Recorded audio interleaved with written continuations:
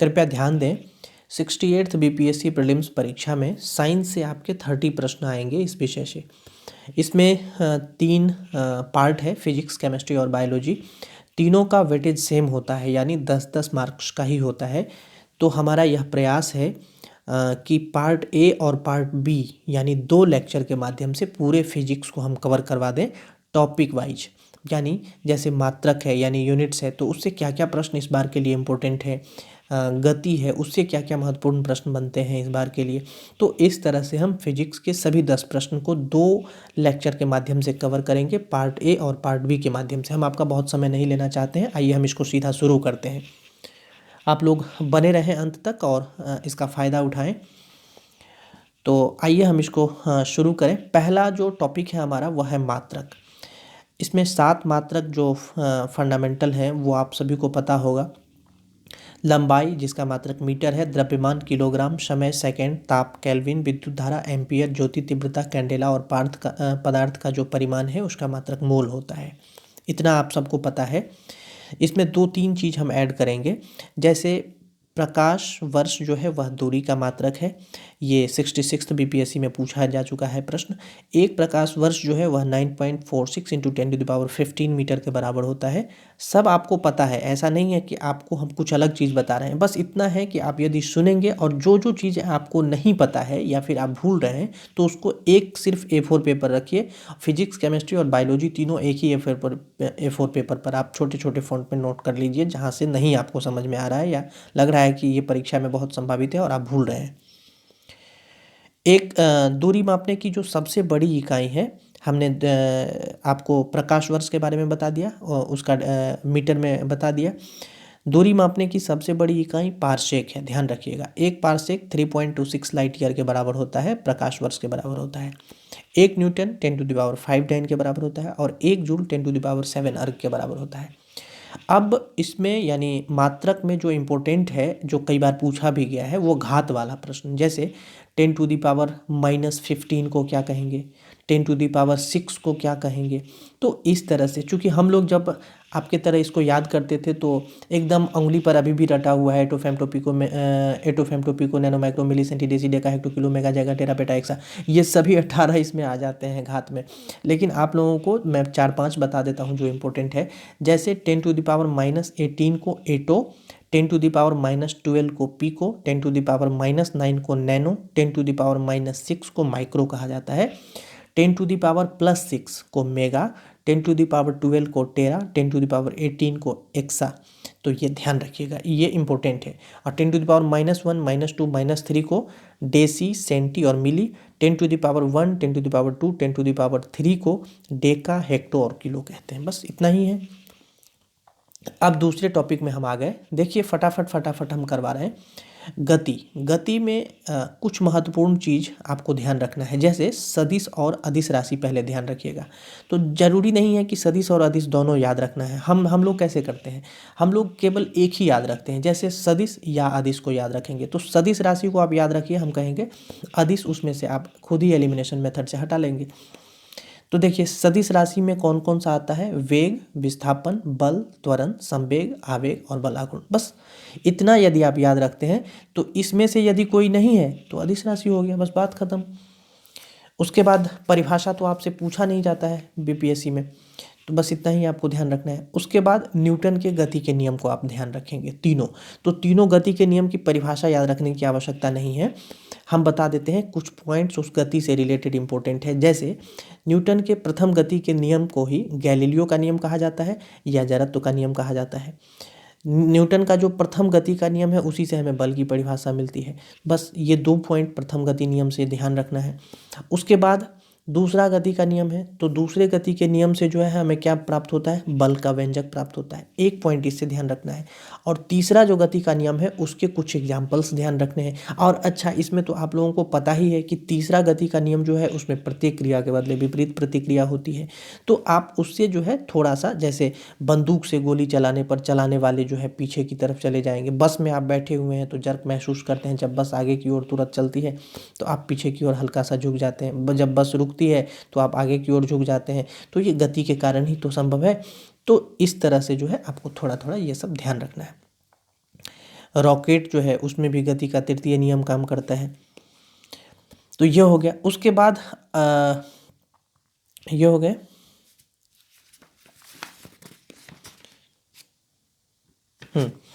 उसके बाद जो है अभिकेंद्री बल और अपकेंद्री बल, गति में ही अभी मैं दूसरे टॉपिक में ही बता रहा हूँ। अपकेंद्री बल और अभिकेंद्री बल ध्यान रखना है, यानी सेंट्रीपिटल और सेंट्रीफ्यूगल फोर्स के बारे में।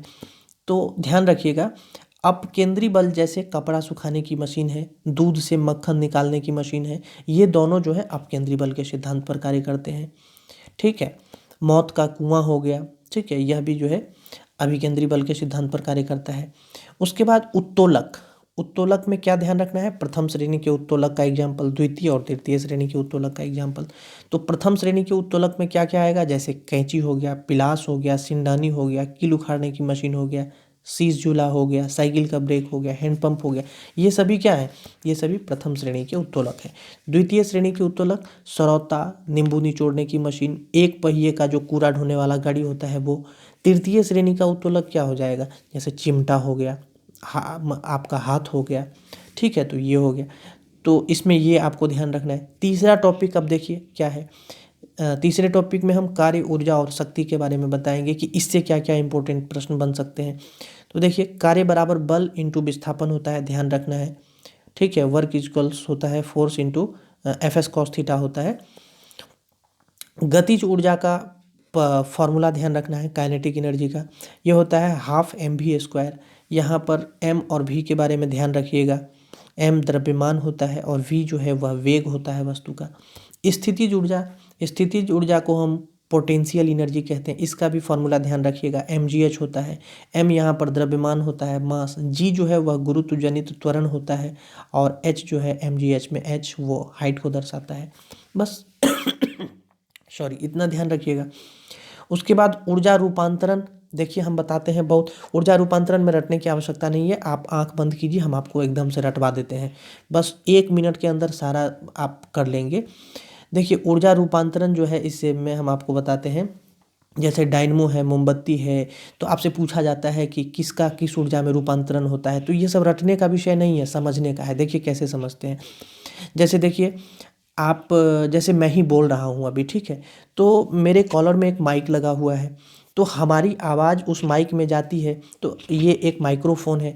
तो जैसे पूछा जाएगा कि माइक्रोफोन में ऊर्जा का रूपांतरण किससे किस में होता है, तो देखिए माइक्रोफोन हमारे कॉलर में लगा हुआ है, आप थोड़ा एज्यूम कीजिए, हम इसमें बोलते हैं, यानी बोल करके हम इसमें ध्वनि दे रहे हैं, और ध्वनि जो है किस में कन्वर्ट हो रहा है, वो तार के माध्यम से कन्वर्ट हो रहा है, यानी ध्वनि जा कहाँ रहा है उसे नहीं मतलब है। माइक्रोफोन में हम बोल रहे हैं, यानी हम अपनी ध्वनि दे रहे हैं, और माइक्रोफोन जो है हमारी आवाज़ को लेकर के अपने वायर में कन्वर्ट कर रहा है, यानी कि उसको किस में कन्वर्ट कर दिया, विद्युत ऊर्जा में कन्वर्ट कर दिया। तो माइक्रोफोन जो है हमारी ध्वनि को विद्युत ऊर्जा में कन्वर्ट कर दिया, तार में चला गया।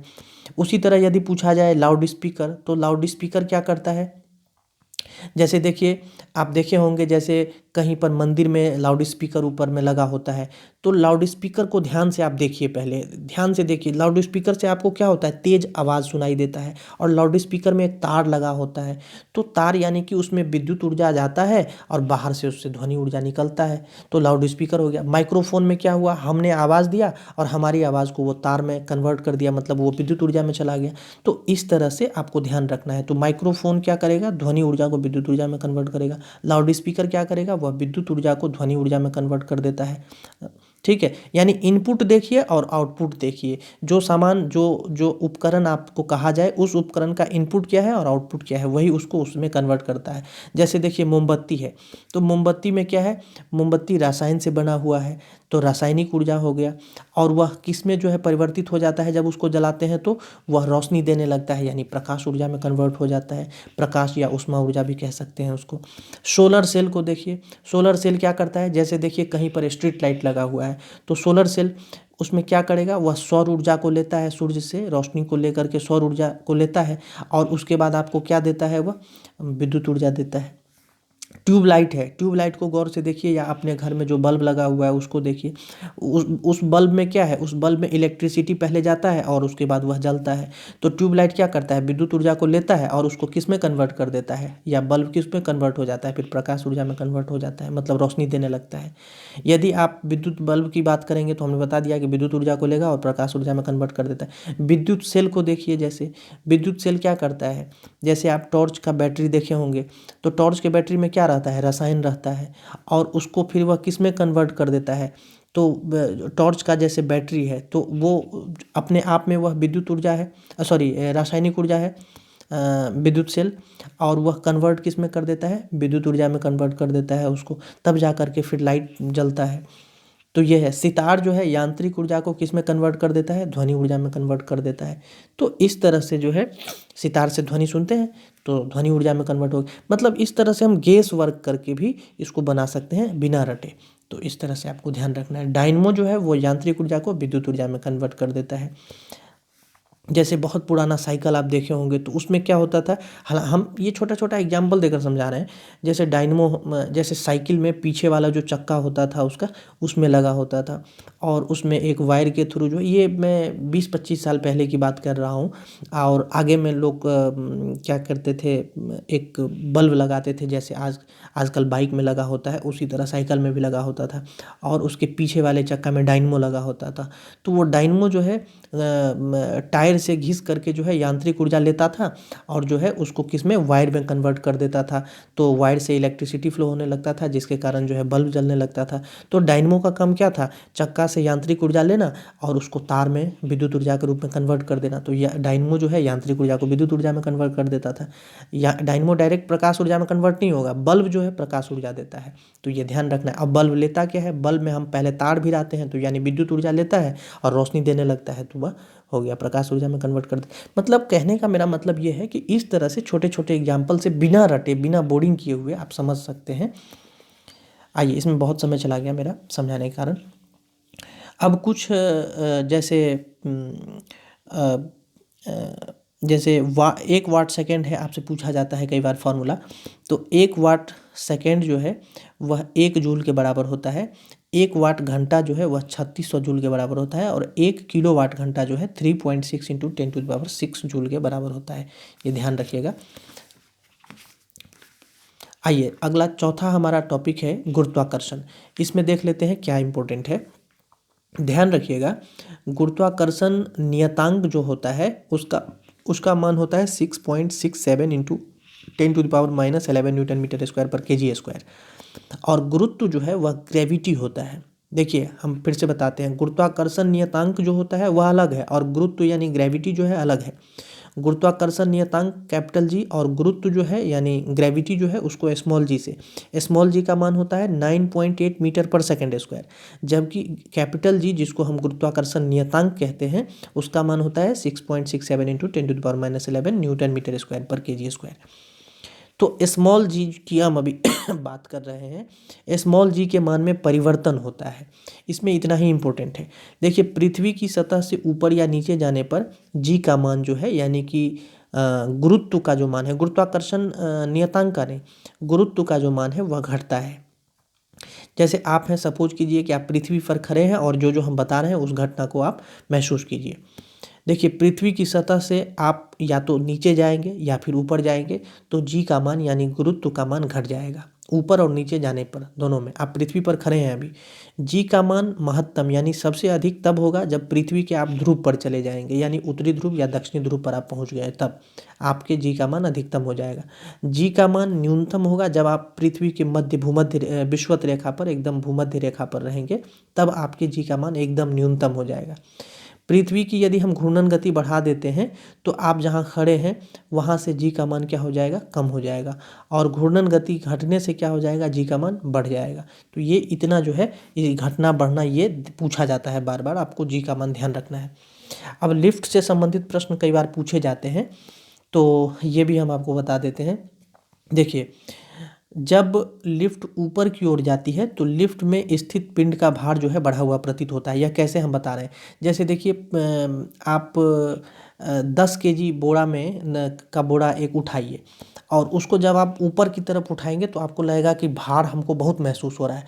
लेकिन आप अब उसी बोरा को अब आप जो है नीचे की तरफ धीरे धीरे ले जाइए तो लगेगा थोड़ा हल्का लग रहा है। तो ये ऐसा जो धरती उसको खींचती है उसी पावर से, उसके कारण ऐसा संभव हो पाता है। तो इसीलिए लिफ्ट में भी यही सेम होता है। जब लिफ्ट में ऊपर की ओर लिफ्ट में कोई बैठा हुआ व्यक्ति जाता है तो लिफ्ट में स्थित पिंड का भार जो है वह बढ़ा हुआ लगने लगता है, और जब नीचे आता है तो वह घटा हुआ प्रतीत होने लगता है। यह संभव हो पाता है गुरुत्वाकर्षण, गुरुत्व के कारण ही। तो ये ध्यान रखिएगा। जब लिफ्ट एक समान वेग से ऊपर या नीचे गति करती है तो लिफ्ट में स्थित पिंड का भार में जो है कोई परिवर्तन नहीं होता है, प्रतीत नहीं होता है। लिफ्ट की डोरी यदि मान लीजिए टूट जाए तब क्या होगा? तब मुक्त पिंड की भांति जो है वह नीचे गिरने लगता है। ऐसी स्थिति में लिफ्ट में स्थित पिंड का भार जो है शून्य हो जाता है, यानी इसी को हम भारहीनता की स्थिति कहते हैं, जब डोरी टूट जाए। तो ये 3-4 जो है लिफ्ट से संबंधित प्रश्न कई बार पूछ लिए जाते हैं, तो ध्यान रखना है। उसके बाद पलायन वेग ध्यान रखिएगा। 3 हमने बताया, जैसे गुरुत्वाकर्षण नियतांक का मान, गुरुत्व का मान 9.8 मीटर पर सेकंड स्क्वायर, और पलायन वेग का मान 11.2 किलोमीटर पर सेकंड होता है। तो ये ध्यान रखिएगा, पलायन वेग। उसके बाद दाब का एसआई मात्रक पूछा गया था और कई बार पूछा जाता है। अब अगला चैप्टर है, टॉपिक है हमारा दाब, 5वां। तो दाब का एसआई मात्रक न्यूटन पर मीटर स्क्वायर या पास्कल होता है। तो ये दोनों ध्यान रखना है। दाब से संबंधित 3 प्रश्न महत्वपूर्ण हैं, उसके बाद कोई प्रश्न महत्वपूर्ण नहीं है। जैसे बैरोमीटर का पाठ्यांक जब एकाएक नीचे गिरता है तो आंधी आने की संभावना होती है। बैरोमीटर का पाठ्यांक जब धीरे धीरे नीचे गिरता है तो वर्षा होने की संभावना होती है। और बैरोमीटर का पाठ्यांक जब धीरे धीरे ऊपर चढ़ता है तो दिन साफ रहने की संभावना होती है। यही 3 प्रश्न यहाँ से बनते हैं। उसके बाद जो है ये हो गया, दाब हो गया। अच्छा हाँ, दाब से ही याद आया 1-2 प्रश्न और, जैसे गलन प्रभाव इत्यादि के बारे में समझ लीजिए थोड़ा सा। क्वथनांक इत्यादि से संबंधित प्रश्न कई बार पूछे जाते हैं। तो गलनांक तथा क्वथनांक पर दाब का प्रभाव आप चाहे तो नोट कर लीजिए। गलनांक पर जो इसका प्रभाव है, गर्म करने पर जिन पदार्थ का आयतन बढ़ता है, ध्यान दीजिएगा, दाब बढ़ने पर उसका गलनांक भी बढ़ जाता है। जैसे देखिए, गर्म करने पर किस पदार्थ का आयतन बढ़ जाएगा? जैसे आपके पास मान लीजिए मोम है, मोमबत्ती है या घी है, तो घी को आप गर्म करते हैं तो क्या होता है? वो फैल जाता है, बढ़ जाता है। तो ऐसे में दाब बढ़ाने पर उसका गलनांक क्या होगा? बढ़ जाएगा। अब देखिए, अब बहुत सिंपल है ये, थोड़ा सा लगता है कि टेक्निकल लाइन है बहुत, अब कैसे याद रखेंगे इसको? एकदम सिंपल समझिए। एगो कटोरा में घी ले लीजिए, घी को आप गर्म कर दीजिए।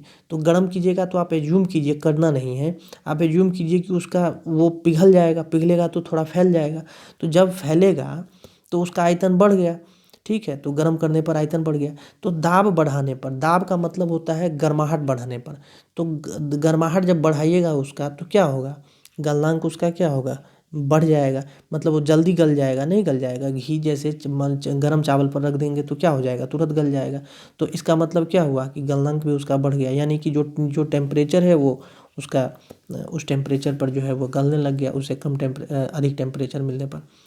क्वथनांक पर क्या प्रभाव होगा? सभी द्रव का क्वथनांक दाब बढ़ाने पर जो है बढ़ जाता है। तो यह भी ध्यान रखना है। तो यही 2 महत्वपूर्ण प्रश्न यहाँ से बनते हैं। अब अगला है हमारा 5वां हो गया। छठा है हमारा प्लवन। प्लवन में ध्यान रखिएगा, आर्किमिडीज का सिद्धांत, ठीक है? जब कोई वस्तु अंशतः या पूर्णतः डुबाई जाती है तो उसके भार में कमी का आभास होता है। ये जो आर्किमिडीज का सिद्धांत था उसको ध्यान रखिएगा। उसके बाद है 7वां हमारा पृष्ठ तनाव। पृष्ठ तनाव में 2 बल जो है इंपॉर्टेंट है। पहला है संसंजक बल, कोहेसिव फोर्स, और दूसरा है आसंजक बल, एडिसिव फोर्स। अब इसको थोड़ा समझ लीजिए, संसंजक बल क्या होता है। देखिए, एक ही पदार्थ के अणु के मध्य लगने वाले आकर्षण बल को संसंजक बल कहा जाता है। एक ही पदार्थ, जैसे लकड़ी है, तो लकड़ी और लकड़ी के जो उसी टुकड़े के बीच जो पदार्थ हैं उसके बीच जो बल लगेगा उसको हम संसंजक बल संसंजक बल कहेंगे। ठोस में संसंजक बल का मान क्या होता है? अधिक होता है। इसीलिए क्या होता है कि उसका आकार निश्चित होता है, यानी वो बहुत तेजी से एक दूसरे को जो है जोर से एकदम अणु को आपस में आकर्षण के कारण पकड़े रहता है, तो ठोस जो है मजबूत होता है।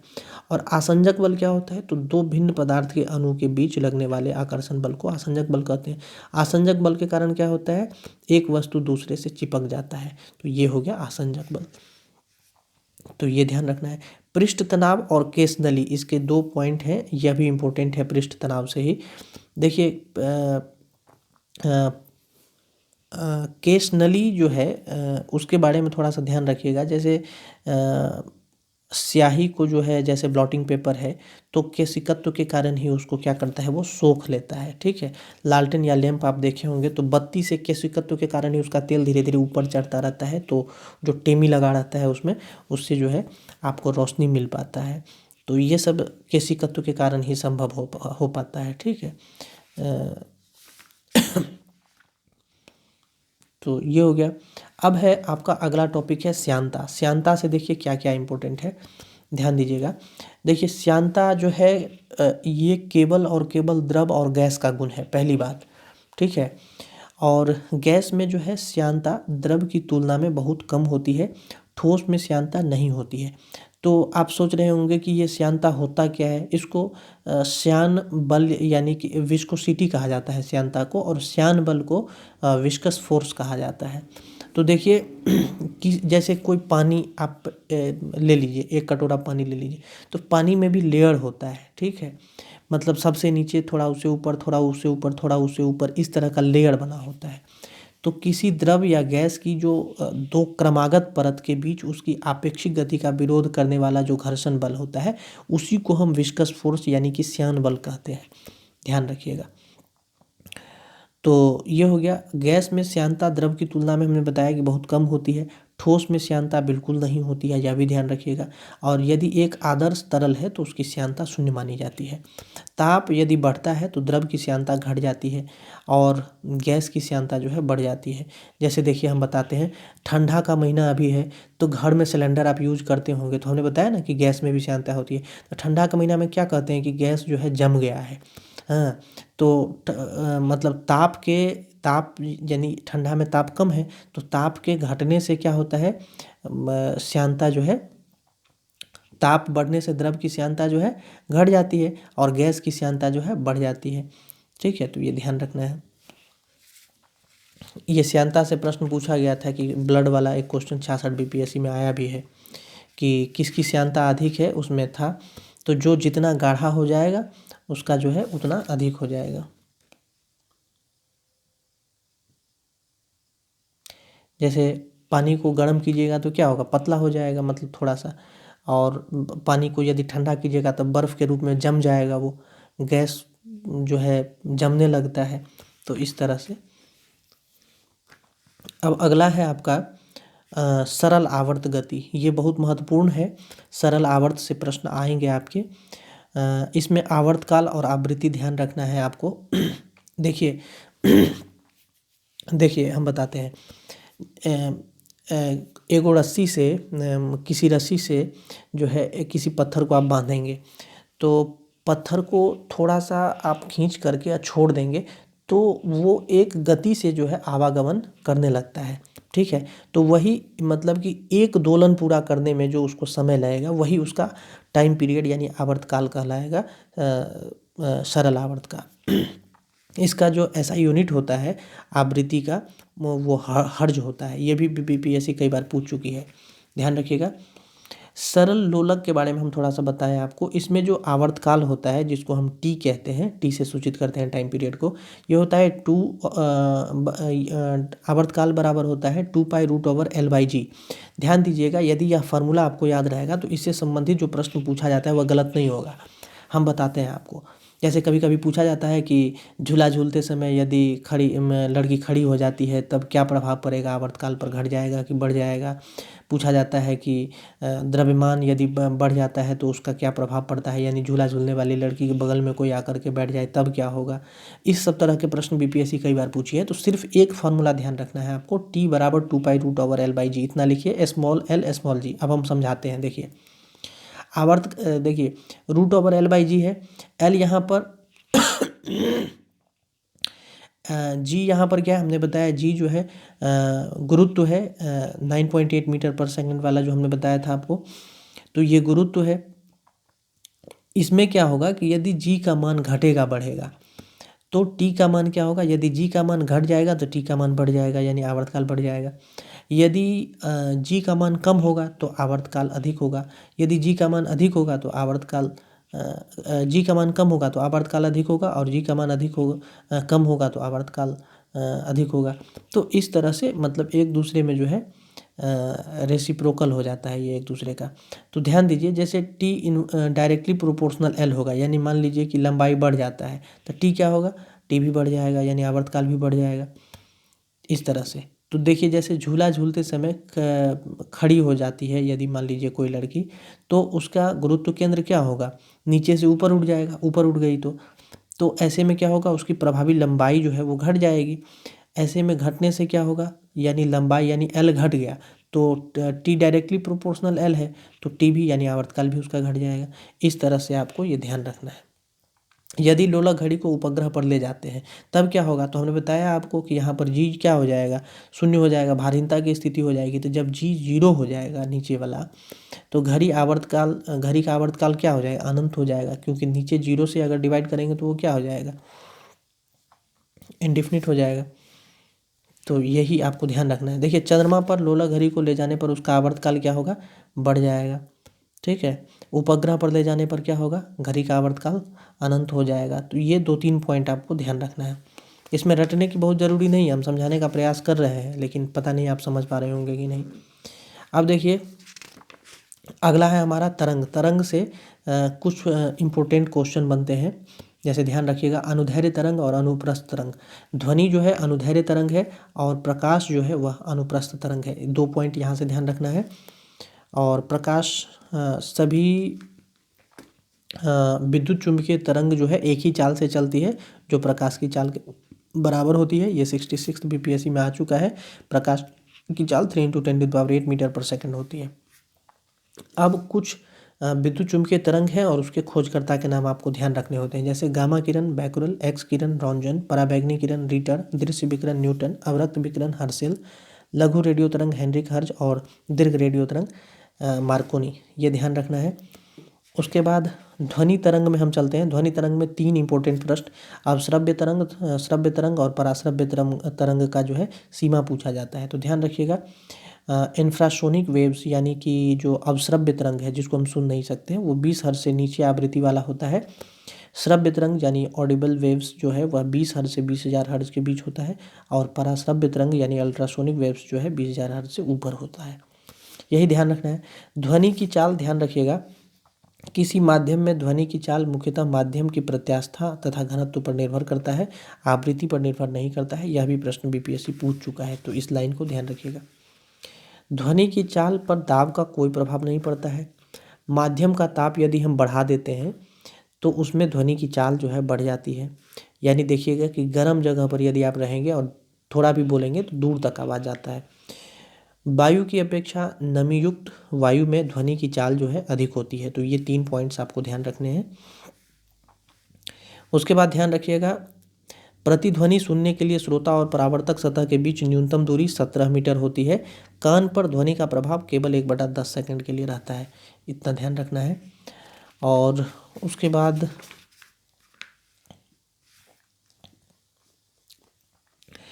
ध्यान रखिएगा, चारों जो पैमाना है यानी सेल्सियस, फ़ारेनहाइट, ये सब जो है रोमर और केल्विन, ये जो चार है, इसमें आप इसका जो रेशियो वाला जो फार्मूला है वो ध्यान रखिएगा। यानी C-0/100 बराबर F-32/180, क्योंकि 64वीं बीपीएससी और उससे पहले 60-62 बीपीएससी में पूछा गया था कि इतना डिग्री सेल्सियस कितने फ़ारेनहाइट के बराबर होगा।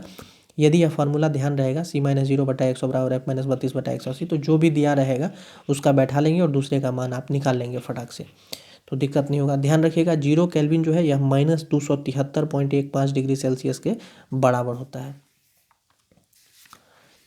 उसके बाद विशिष्ट ऊष्मा का ऐसा ही मात्रक ध्यान रखना है, जूल प्रति किलोग्राम केल्विन होता है।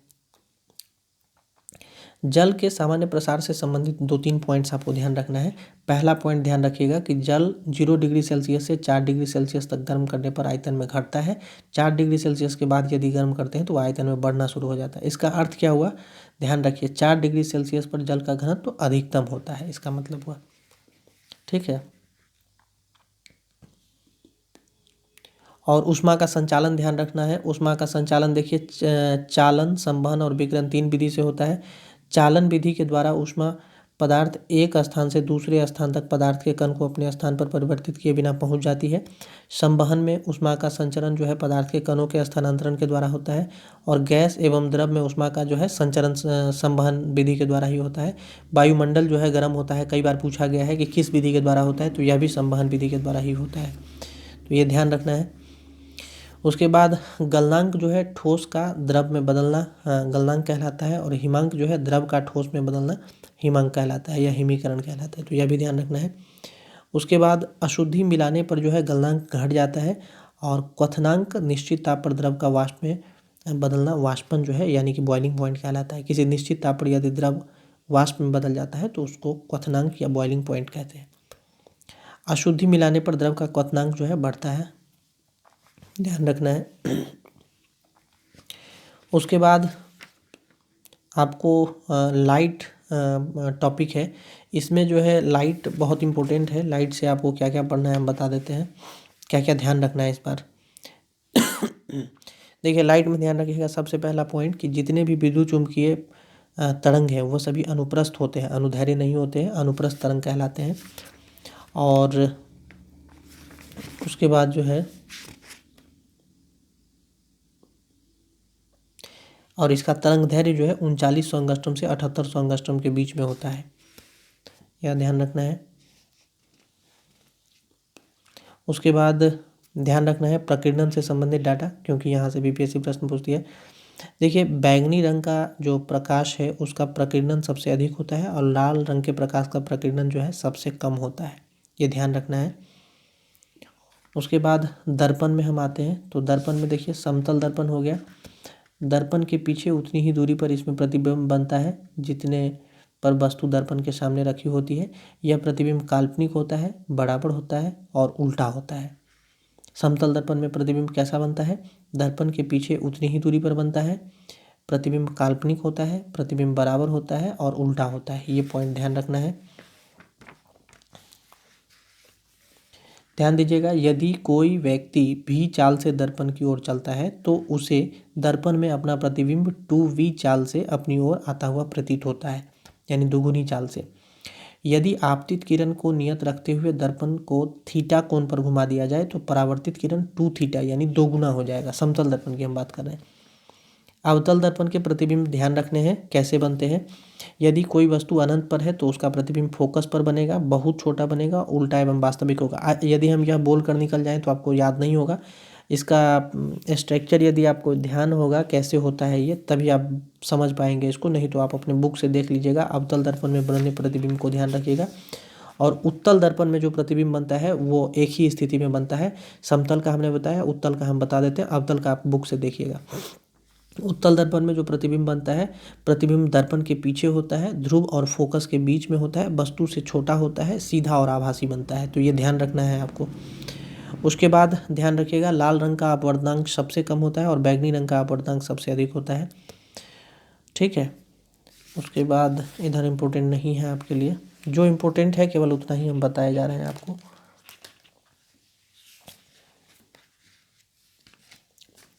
देखिए सूर्य के प्रकाश से प्राप्त रंग में बैंगनी रंग का विक्षेपण सबसे अधिक होता है और लाल रंग का विक्षेपण सबसे कम होता है। ये सब आपको ध्यान रखना है, याद रखना है जो हम बता रहे हैं। उसके बाद प्राथमिक, द्वितीयक और तृतीयक रंग ध्यान रखिएगा। लाल, हरा और नीला को प्राथमिक रंग कहा जाता है, पीला, मैजेंटा और पीकॉक नीला को द्वितीयक रंग कहा जाता है, ठीक है। अब हम मानव नेत्र पर चले आए हैं। ध्यान दीजिए, स्पष्ट दृष्टि की न्यूनतम दूरी 25 सेंटीमीटर होती है। दूर दृष्टि दोष, जरा दृष्टि दोष और निकट दृष्टि दोष, ये आपको ध्यान रखना है।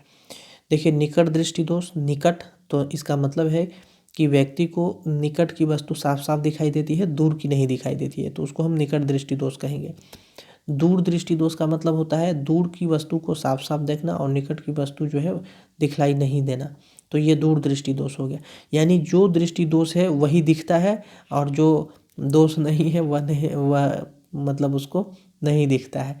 यानी दूरदृष्टि दोष कहने का मतलब है ऐसा नहीं कि दूर की वस्तु नहीं देख पाता है, मतलब दूर दृष्टि दोष का मतलब हुआ कि वस्तु जो है दूर की ही उसको दिखाई पड़ती है, निकट की वस्तु दिखलाई नहीं पड़ती है। और निकट दृष्टि दोष का मतलब हुआ कि निकट की ही वस्तु उसको दिखलाई पड़ती है, दूर की नहीं दिखलाई पड़ती है। तो ये समझ ध्यान रखिएगा, उल्टा मतलब ये सोचने में थोड़ा उल्टा लगता है, ठीक है। तो ये हो गए। उसके बाद इम्पोर्टेंट इधर नहीं है, निकट दूर हो गया। उसके बाद हम आपको, चूँकि पार्ट ए बहुत लंबा हो गया, तो हम पार्ट बी में अब जो है अगले टॉपिक को कवर कर रहे हैं। यानी ये जो टॉपिक होगा वो स्थिर वैद्युत होगा, यानी इसमें हम सेल के बारे में, विद्युत सेल के बारे में बताएंगे, चारों सेल के बारे में, लेक्लांसे, वोल्टिये, इस सब के बारे में, ठीक है। तो पार्ट बी में आप देखिए उसको आप, ये वीडियो बहुत लंबा हो जाएगा ऐसे।